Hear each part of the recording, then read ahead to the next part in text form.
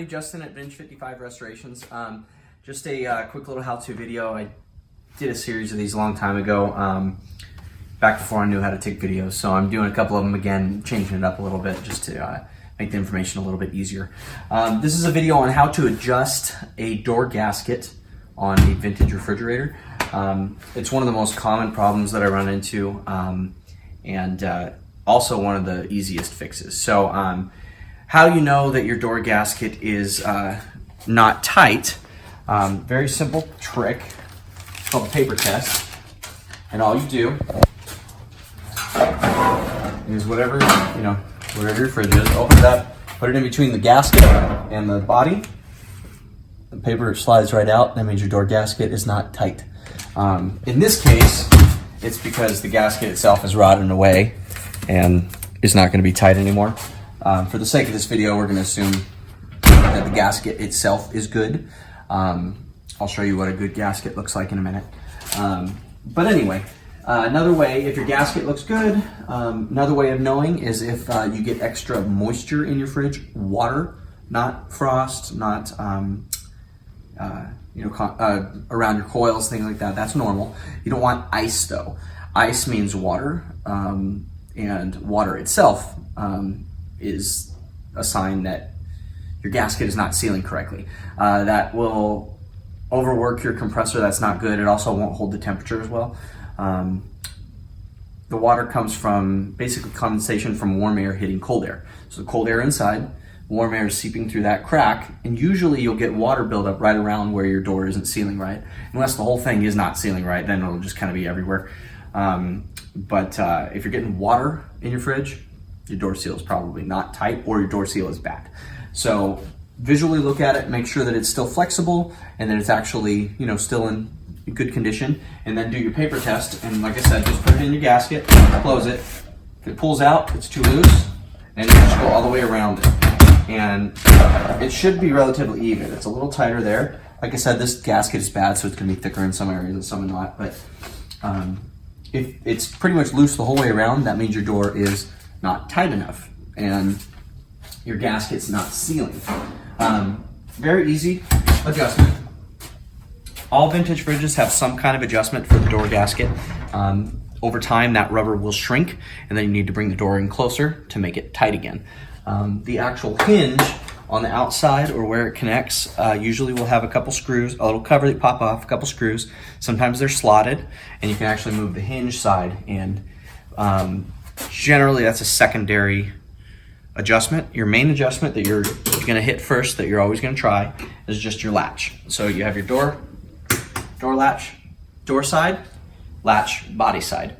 And on this case, this is a hot point. GE had the same ones, mid-50s. There's a couple different variants, but if you take a look on the side of this, the common denominator is usually there's gonna be some sort of adjustment. Hardware. This has two screws. One of them holds the piece together, and one of them actually holds it in place. So if you take this piece, loosen it up, this whole arm slides in and out, as you can see. And what you do is wherever it's at, if you want it tighter, push it in just slightly, and then tighten it back up again. And then when that latches, it's going to physically be closer to the body of the fridge. Now, see that still latches? If you took it in too far, I'm gonna push it all the way in, tighten it down, do that. Well, in this case it still latches, but a lot of the time, if it's too far in, it won't latch anymore, so you can just pull it back out. So you wanna loosen it until you get to the point where you can't do that anymore. Since we have this all tightened down, as far as it'll go, that's no longer wanting to pull out. That means it's a lot tighter. Like I said, if this gasket were good, we'd be set on our adjustment. But there's different ones. If there's a screw, that's how it adjusts in some way. You loosen up whatever screw's there, and then either it pivots and it'll turn around and goes farther in, farther out, or it'll physically just loosen it up and you can slide it in or out just like this. There's also another variant with magnetic. So post 1958, they had to make magnetic ones.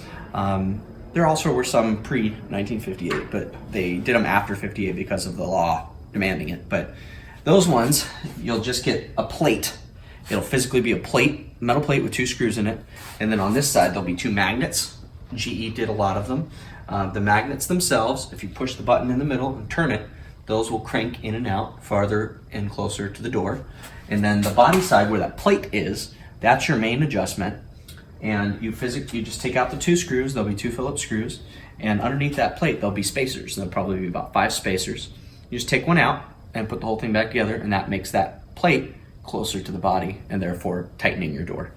Those are the 2 main types: a sliding type and a magnetic plate type. There are a couple different variants, but they all are based off of that idea.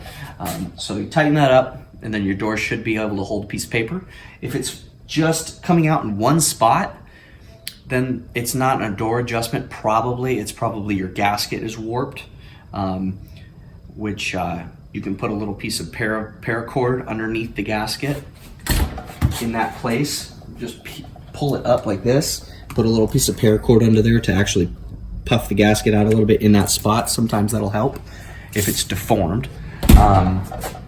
Or if like the whole top corner is loose but the whole bottom is tight, it means your door itself is tweaked.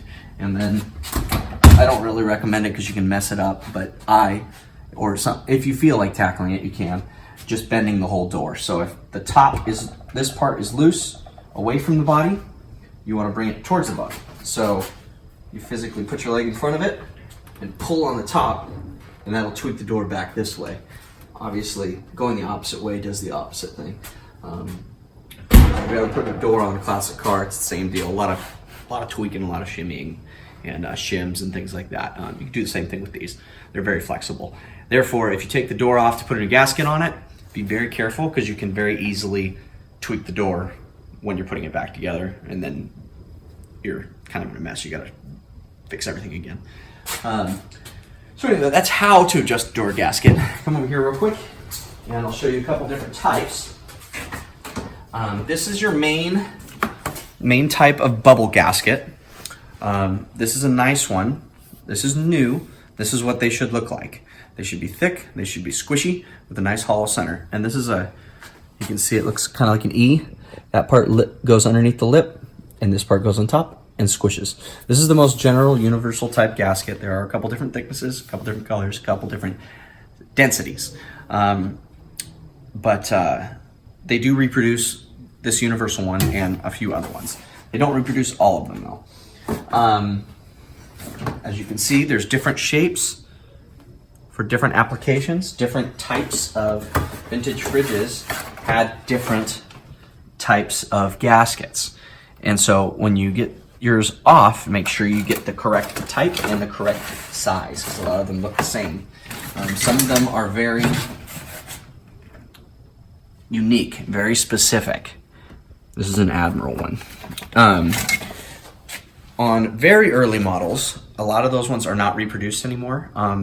And there's something I use as a kind of universal fix. A lot of the time I find foam padding and duct tape and all sorts of stuff, people trying to seal those gaskets when I get them.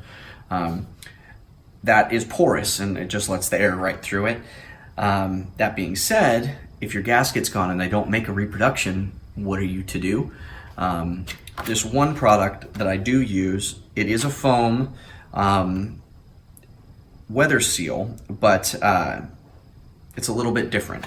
So this is called Frost King, and it comes in gray, white, and black, and it's actually ribbed, but it's not a porous foam. It's more of a solid plastic foam, and it's self-adhesive, but the adhesive doesn't work great. I usually put a little bit of glue underneath as well, but it does work great for certain applications of usually earlier fridges, 40s and 30s fridges.